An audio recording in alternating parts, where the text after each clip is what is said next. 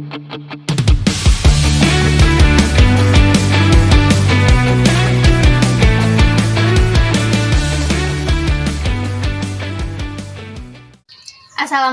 warahmatullahi wabarakatuh. Perkenalkan, nama saya Zora Rizila Sutomo dari kelas ABI 6. Halo semuanya, siapa di sini yang hobi banget unboxing album baru dari grup idol favoritnya atau rela begadang demi ikut war merchandise resmi menjelang konser?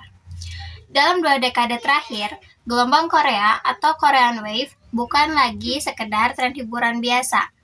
Di Indonesia, loyalitas luar biasa dari para penggemar telah mengubah hobi ini menjadi kekuatan ekonomi digital yang sangat besar.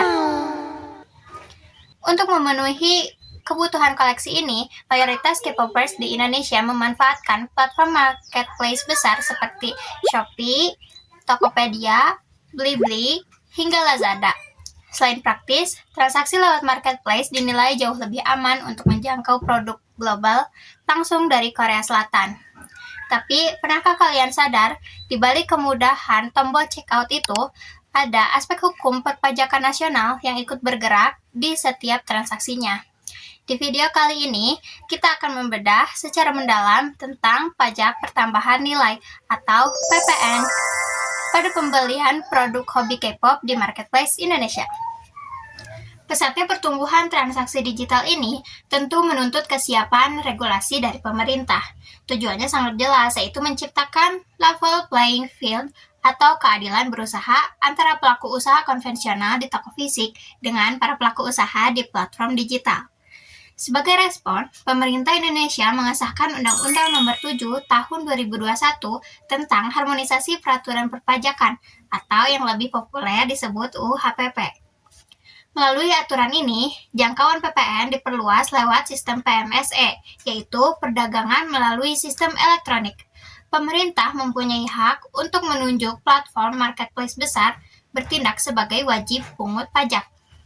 Secara yuridis, produk-produk fisik seperti album, photocard, hingga merchandise resmi K-pop sebagai barang kena pajak atau BKP berwujud. Oleh karena itu, setiap penyerahan barang tersebut di dalam negeri wajib dikenakan tarif PPN umum yang saat ini berlaku sebesar 11%. Menariknya, mekanisme pemungutan ini dibuat sangat praktis.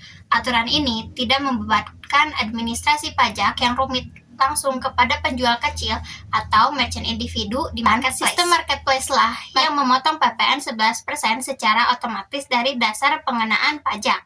Saat konsumen melakukan pembayaran, dana yang terkumpul kemudian ditampung, dilaporkan, dan disetorkan oleh pihak marketplace langsung ke kas negara secara kolektif setiap masa pajak. Lalu, bagaimana sih cara menghitung besaran PPN yang kita bayar?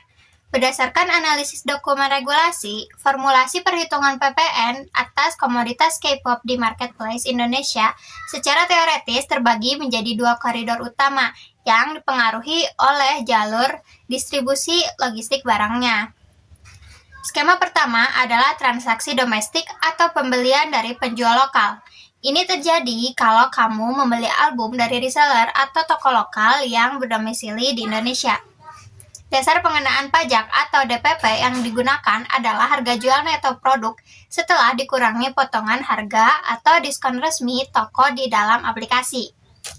Skema kedua yang jauh lebih kompleks yaitu transaksi lintas batas atau cross border. Ini berlaku kalau kamu memesan album langsung dari toko internasional di Korea Selatan melalui marketplace seperti K-Town4U atau Weverse Shop. Meskipun sistem e-commerce sudah canggih dan otomatis, bukan berarti tidak ada celah pelanggaran. Disinilah letak resiko ketidakpatuhannya. Saat ini masih banyak ditemukan pelaku usaha kecil atau merchant individu yang sengaja mencari celah. Mereka memanfaatkan metode pre-order atau PO kolektif informal yang transaksinya sengaja diarahkan di luar sistem tagihan otomatis marketplace. Aktivitas transaksi di luar sistem ini memunculkan resiko ketidakpatuhan material yang cukup serius bagi negara, yaitu berupa penyembunyian omset penjualan atau underreporting oleh penjual. Formulasi teoretisnya sangat sederhana. PPN terutang sama dengan 11% dikali harga barang. Mari kita bedah contoh kasusnya. Jika sebuah album K-pop dijual oleh merchant lokal dengan harga Rp350.000, maka PPN yang dipungut otomatis oleh sistem aplikasi adalah sebesar 11% dari Rp350.000, yaitu Rp38.500. Jadi, total biaya yang harus dibayarkan oleh konsumen di luar ongkos kirim menjadi Rp388.500. Teman-teman, dari contoh hitungan tadi, kita bisa melihat betapa praktisnya sistem perpajakan digital saat ini. PPN ini kan sifatnya pajak tidak langsung, yang artinya beban pajaknya memang ditanggung oleh kita sebagai konsumen akhir atau pembeli album.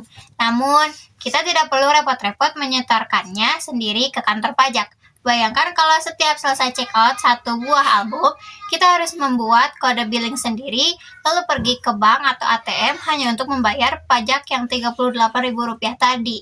Pasti rasanya merepotkan banget dan bikin orang malas beli kan? Nah, disinilah peran penting dari teknologi integrasi marketplace yang ditunjuk pemerintah sebagai wajib pungut. Melalui algoritma otomatis mereka, kewajiban perpajakan kita langsung selesai secara instan dalam satu kali klik pembayaran bersamaan dengan harga barangnya.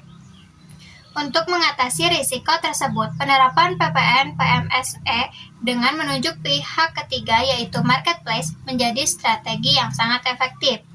Sistem split payment otomatis yang tertanam pada algoritma aplikasi marketplace mampu menghilangkan intervensi manual dari penjual tidak bisa lagi memanipulasi apakah barangnya mau dipajaki atau tidak karena sistem yang langsung mengeksekusinya.